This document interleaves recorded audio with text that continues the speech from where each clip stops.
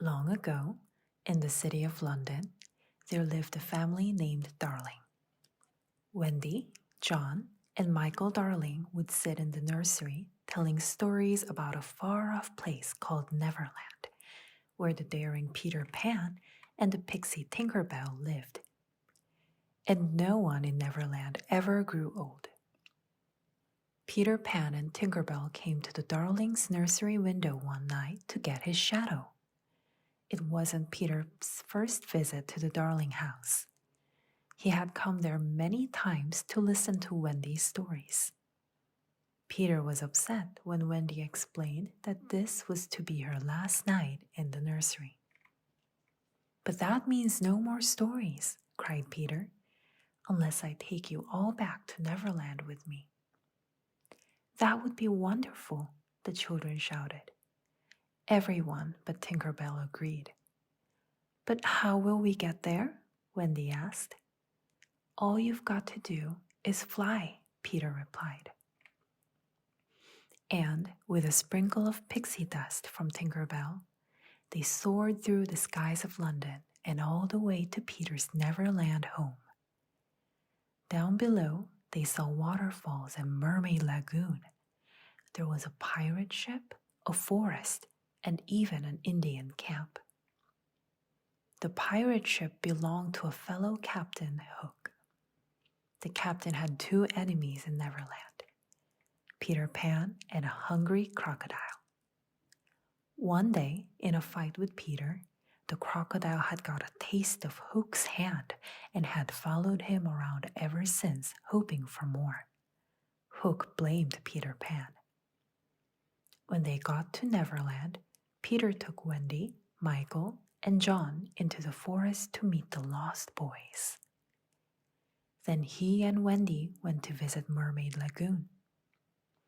There, Peter spied the Indian chief's daughter, Tiger Lily, tied up in Captain Hook's boat. They heard Hook ask Tiger Lily to reveal Peter's hiding place. But the Indian princess wouldn't tell him anything. "I have to save Tiger Lily," Peter cried. He and Wendy followed Hook to Skull Rock. Peter challenged the captain to a duel. But Peter was too fast and too smart for Hook. With one quick lunge, the captain landed in the water next to his greatest fear, the hungry crocodile.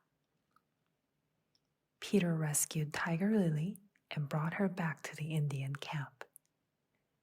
Captain Hook got away from the crocodile and swore a revenge against Peter Pan. He kidnapped Tinker Bell and tricked her into telling him where Peter lived. Then the pirates went to Peter's hideout and captured Wendy, John, Michael, and the Lost Boys. Knowing that Peter would never be able to resist a beautifully wrapped package, the pirates left a present in the treehouse for him. As soon as he opened it, boom, it would explode. And that would be the end of Peter Pan. Tinker Bell knew what Hook had planned. She had to warn Peter before it was too late. She made her escape carefully and flew back to the hideout. "Peter Pan will save us," Wendy insisted as she was about to walk the plank. But the evil captain just laughed at her. "Pan will never save you now," he cried with glee. Captain Hook did not realize that Peter Pan and Tinker Bell were already on their way to get Peter. Peter and Tinker Bell returned in a flash. "Hook, this time you've gone too far," Peter shouted as he challenged him to one last duel. Wendy, Michael, John, and the Lost Boys watched in awe as Peter fought so bravely to save them. At last, Hook and the pirates ended up in the water.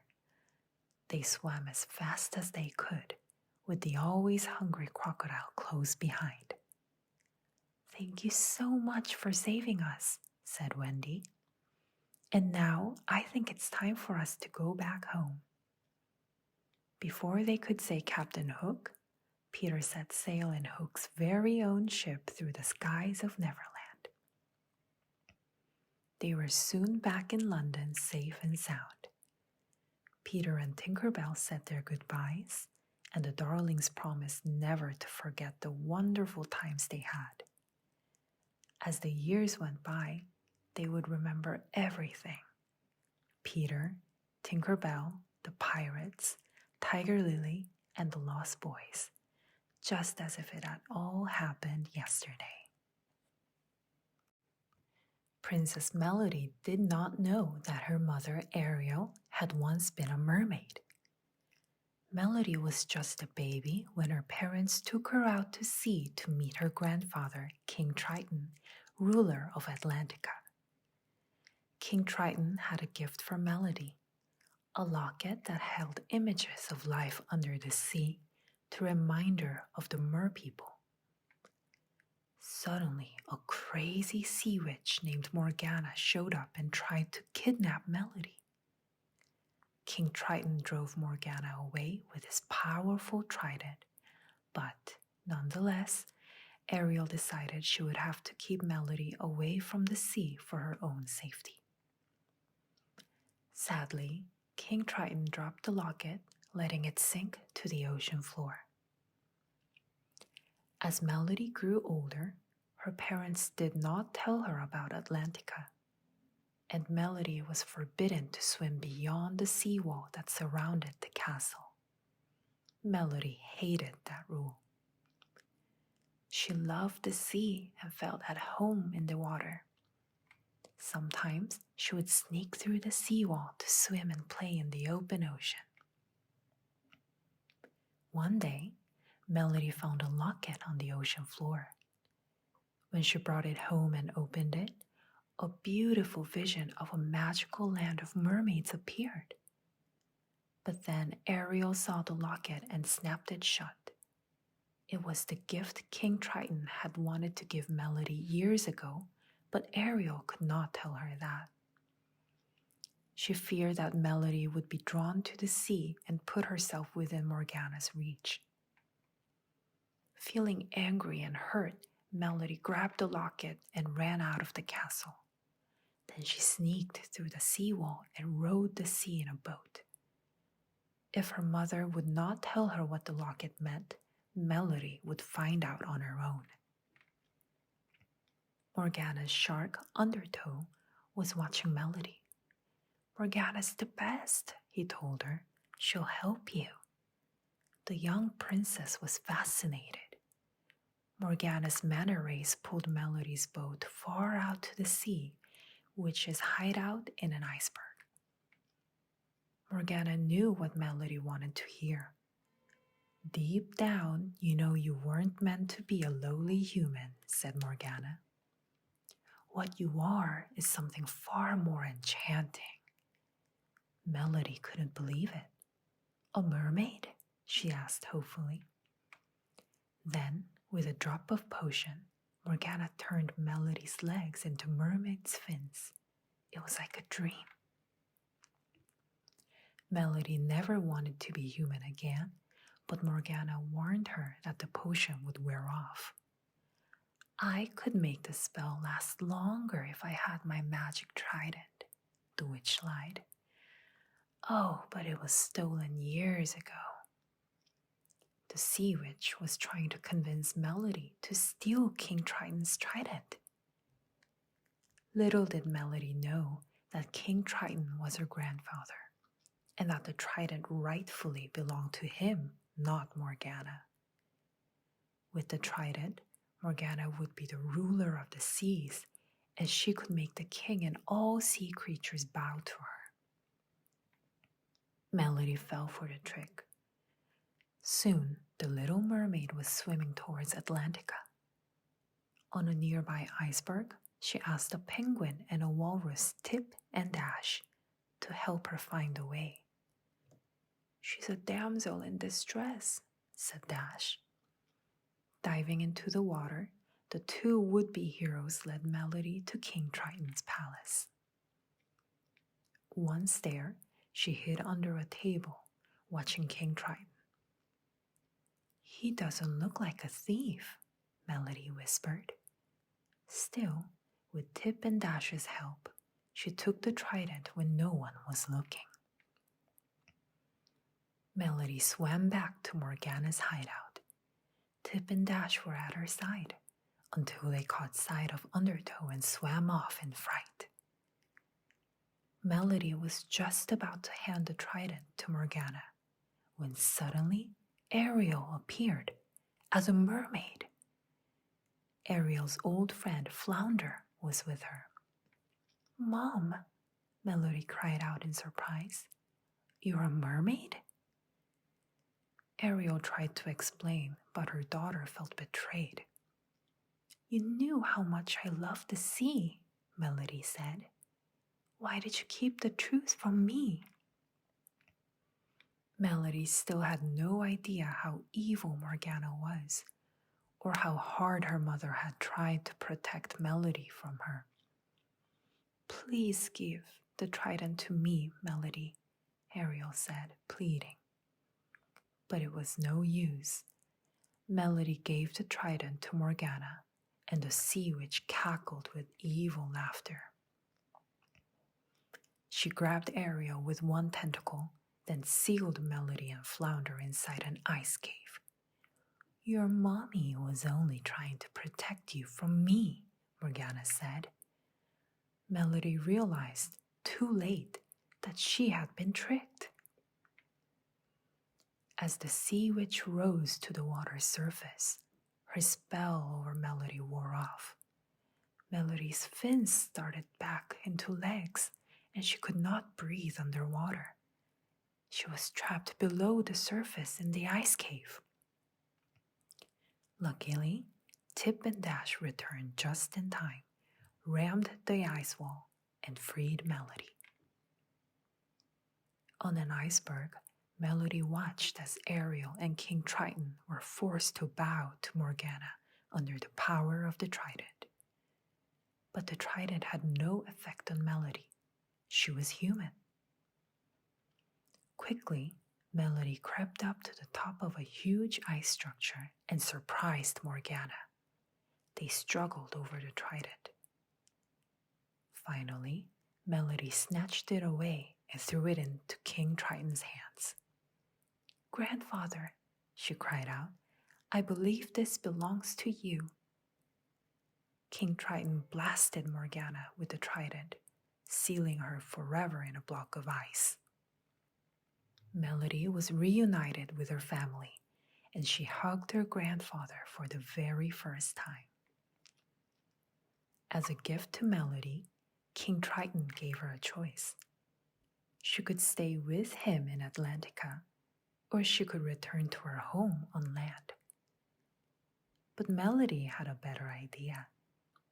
She took the trident and zapped the seawall that surrounded the castle. Now the entire family, merpeople and humans, could finally be together. "May I have your attention, please?" Sebastian called. The crab tapped his baton on a podium. King Triton's birthday was in a couple of days, and the court musicians were planning a special performance. Triton's daughter, Ariel, would sing while the orchestra played a brand new tune. Sebastian wanted the concert to be spectacular, but they still had a lot of work to do. The crab raised his baton, and the musicians began to play. Beautiful music filled the sea until clang. "Who did that?" Sebastian demanded. I did," a young mermaid named Coral replied quietly. "The best way to play the cymbals is to hold on to them. Now, if there are no more interruptions," Sebastian said grumpily, "let's continue." The rehearsal went from bad to worse. Coral dropped her cymbal a second time. Clang! Then she tripped and landed on top of a kettle drum. As Ariel watched, Sebastian threw down his baton. Rehearsal is over, the crab yelled and stormed off. Ariel helped Coral up. Don't mind Sebastian. I'll never be able to get his song right, let alone perfect, Coral said sadly. Don't worry about it, Ariel said. The only thing I'm perfect at is making Sebastian mad. You should have seen his face the last time I went to the surface. You've been to the surface? Coral asked, amazed. You must be the bravest mermaid ever. It's just something that I like to do, Ariel said. I'm always gathering treasures. Would you like to see my collection? I'd love to, Coral exclaimed. The two mermaids swam to Ariel's grotto. Make yourself at home, Ariel told Coral when they arrived. Flounder the fish was there. He waved a fin at them. The young mermaid swam around, examining jewelry and shiny trinkets. Where did you find all of this? Coral asked as she put on a strand of pearls. I found some of it in sunken ships, replied Ariel. You've been inside a sunken ship? Coral said with a gasp. Weren't you scared? Of course not. Were you, Flounder? Ariel teased. Nothing to it, the fish fibbed. So what are you waiting for? Ariel asked. Let's go. Coral and Flounder trailed behind Ariel. Soon they arrived at a ship that had sunk to the ocean floor. Let's see what's in there, Ariel urged. Her friends followed her through a large porthole. Inside the ship, Ariel found an old steamer trunk. Look at this, she cried, holding up a purple parasol. And this, Coral exclaimed, picking up a fancy lampshade. I wonder what it's for. My friend Scuttle can tell us, Ariel said. Follow me. Where are we going? Coral asked Flounder. To the surface, he replied matter-of-factly. Soon, the friends arrived at the surface. Scuttle the seagull examined their treasures. That is a turtle river, he said, looking at Coral's lampshade. It's what human ladies wear when they're going somewhere important. Before long, the friends had to leave. As they headed home, Coral asked Ariel if she could keep the Toro River at the grotto. It might get broken at home, she explained. Of course, Ariel agreed. The grotto is my secret place, and it can be yours too. A few days later, as Ariel swam toward the grotto, she heard someone singing. The voice was strong and clear, but sweet too. When Ariel arrived, she saw her new friend. Coral, I didn't know you had such a lovely voice. You should be singing in the concert, not playing cymbals. The little blonde mermaid shrugged. I just like singing to myself, she explained. I've never actually performed. The next day at rehearsal, Sebastian made Ariel and the orchestra practice over and over, but something always seemed to go wrong. The big day is tomorrow, the crab said, fretting. This concert needs to be fit for a king, King Triton, to be exact. Let's try it again. So they did. Their rehearsal went on and on. By the end of the afternoon, everyone was tired. See you tomorrow, Ariel said. Her voice was raspy. On the day of the concert, Ariel could only whisper. She had lost her voice. Luckily, she knew who could take her place. Me? Coral said when the princess asked her. But I can't. You must, Sebastian insisted. Otherwise, King Triton's birthday celebration will be ruined. I can't sing in front of a crowd of merpeople, Coral said, pleading. Sure you can, Flounder said. Coral thought about how she had visited a sunken ship and gone to the surface, things she had never thought she could do, all because of Ariel. Now, her new friend was counting on her. Oh, all right, Coral said slowly. I'll do it.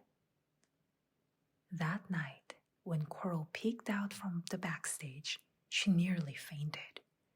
The entire kingdom was there, including her parents and her brothers and sisters. King Triton and Ariel sat in the royal box.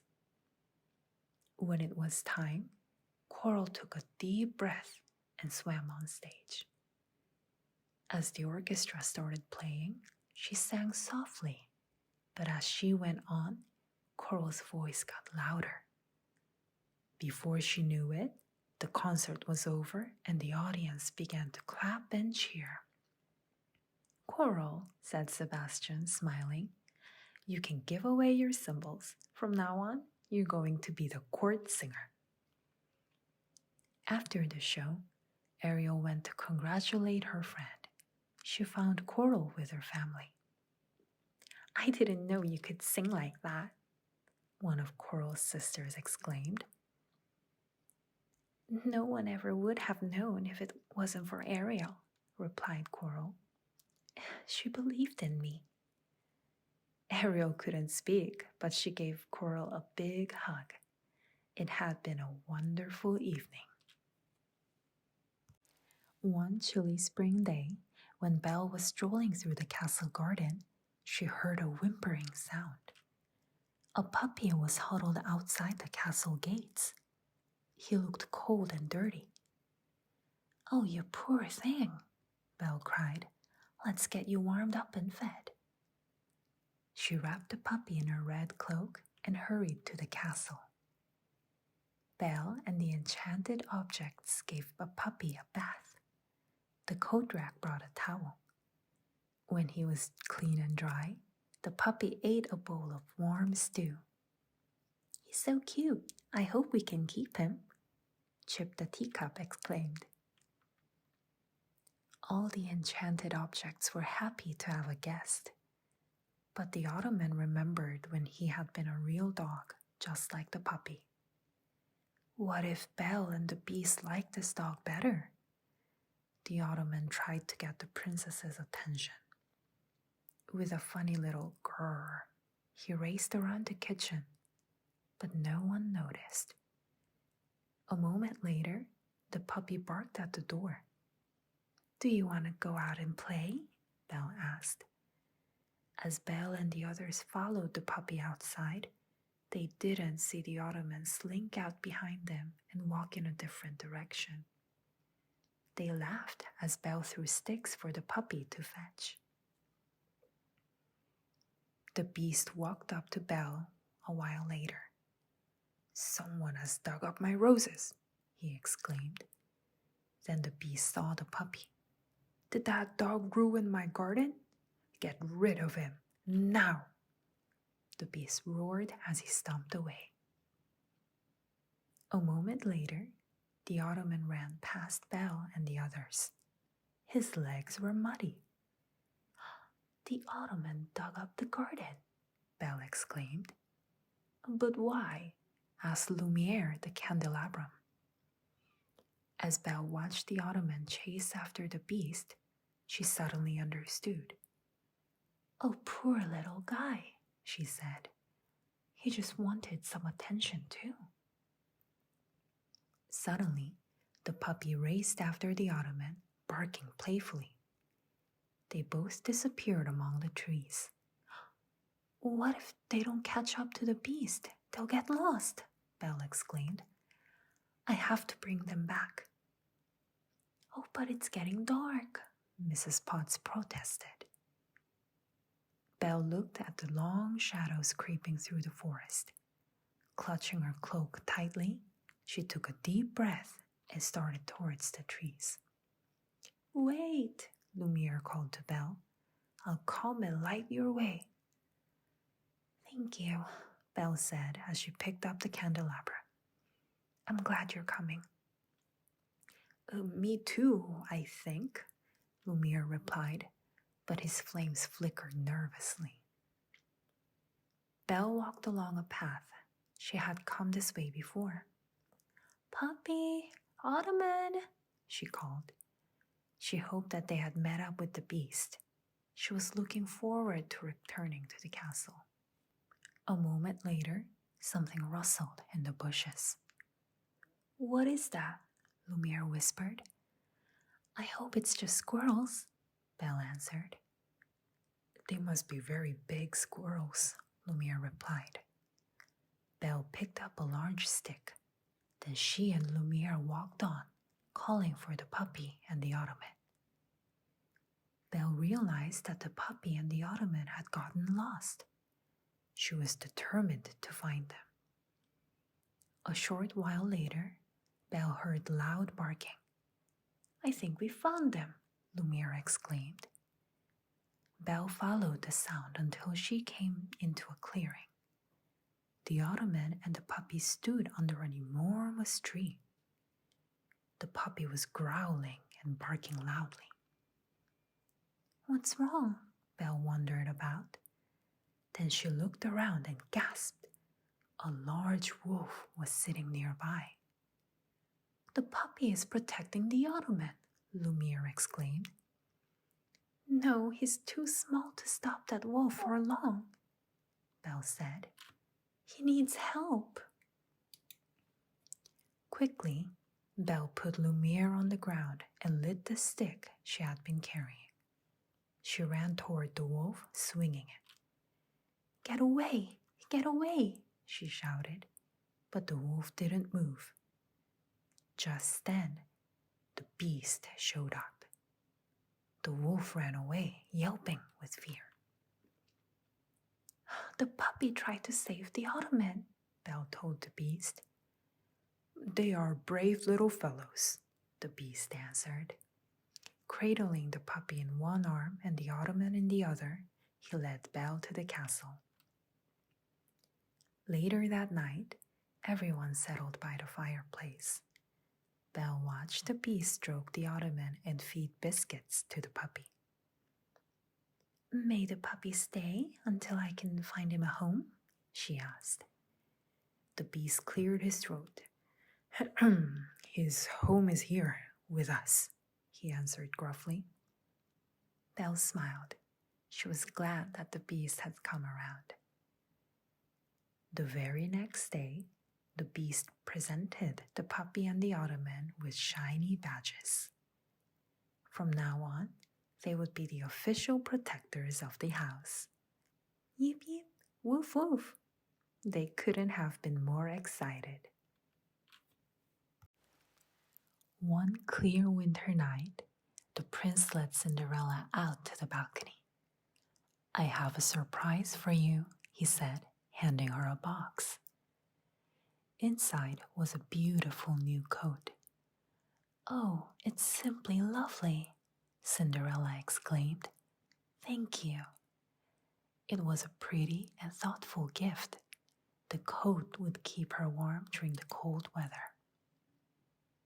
The next morning, the princess showed her coat to Susie, one of her mouse friends. Isn't the prince thoughtful? Cinderella remarked. Nicer, nicer, Susie exclaimed. The coat sleeve felt warm and cozy, especially compared to where the mice lived. A few minutes later, Jack and Gus went into Cinderella's room. It had been a chilly night in the attic, and the mice were still shivering. Cinderella, Cinderella, Jack called. He knew that if he told the princess how cold the attic was, she would do something about it. But she was rushing off to get dressed for a tea party, so she didn't hear her friend. Jack sighed. It was too cold for the mice to stay in the attic much longer. Cinderella had always been very kind to the mice, and Jack was sure she would want them to be warm. So he and Gus called the rest of the mice down from the attic. They sat in front of a blazing fire in Cinderella's room. Before long, their cold paws and tails had warmed up, and their teeth stopped chattering. They'd wait here until Cinderella got back. Soon, the new housekeeper came in to clean the room. But when she saw the mice, she shrieked and shooed them away. "Mice don't belong in the castle," she yelled. "Now get out!" The housekeeper didn't know that the mice were Cinderella's friends. She chased them down with a broom. The frightened mice had no choice but to scramble back up to the cold attic. "Whoa!" Gus began to shiver as soon as the mice were safely upstairs. The mice really needed the princess's help. But how would they be able to speak to Cinderella when they were afraid to set foot downstairs? Wham! Suddenly, the castle gardeners barged through the attic door. Before the mice knew what was happening, he had trapped them. "Now take them outside," they heard the housekeeper say. "Take them far away so they could never return." Meanwhile, Cinderella's tea party had ended, and she and the prince were out riding. As their horses trotted through the countryside, they saw the castle gardener tending to something in one of the fields. "Hello," the prince called out. "It's too cold to be working outside." But the gardener did not answer. The prince called to him again and still got no reply. As they rode on, the prince turned to Cinderella. That was odd," he said. "I can't believe he did not hear me. Why wouldn't he answer?" "Perhaps he was lost in thoughts," Cinderella replied. Cinderella was right. The gardener had been trying to make a decision. He was about to let the mice go, as the housekeeper had ordered, but he was worried about them. He knew it was too cold outside. Finally, he decided to take the mice to the stables. "Now don't tell the housekeeper," he told the stable workers. "But these poor mice need a warm place to stay and a bite to eat." The mice were very grateful to their new friends. The mice nestled together in the barn. But as night approached, the stables got colder. Luckily, the horses were very friendly. They told the mice to snuggle in their manes to keep warm. "That's a nicer," said Gus as he drifted off to sleep. Later that night, back at the castle, Cinderella was starting to worry. She hadn't seen the mice since that morning. Jack and Gus nearly always came by in the evening. Cinderella was searching for the mice when she ran into the prince. "Why, hello," the prince said. "Are you looking for the same person as I am?" "Why, no, I don't think so," Cinderella replied. "I'm looking for the mice." "Ah," said the prince. "Well, I am looking for our new housekeeper. Apparently, she threw the mice out of the castle today." "Oh no," Cinderella cried. "Poor dears, they'll freeze outside." "Don't worry," the prince said. "The mice have found a new friend." He told Cinderella about what the gardener had done. Together, Cinderella and the prince went to the stables. They thanked the gardener and the stable workers. Then they gently woke the mice. "Cinderella, Cinderella," the mice shouted happily. Cinderella was relieved to see her little friends safe and sound. Though the stables had been nice, the mice were glad to return to the castle. From then on, Cinderella made sure the mice always had a warm place of their own in one of the main rooms of the castle.